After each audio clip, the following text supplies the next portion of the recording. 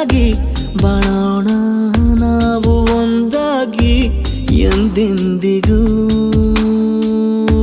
ನೀನಾಡೋ ಮಾತು ನನದಾಗಿ, ನನ್ನೆಲ್ಲ ಆಸೆ ನಿನದಾಗಿ, ಇರೋಣ ಒಂದೇ ಗುರುತಾಗಿ ಎಂದೆಂದಿಗೂ.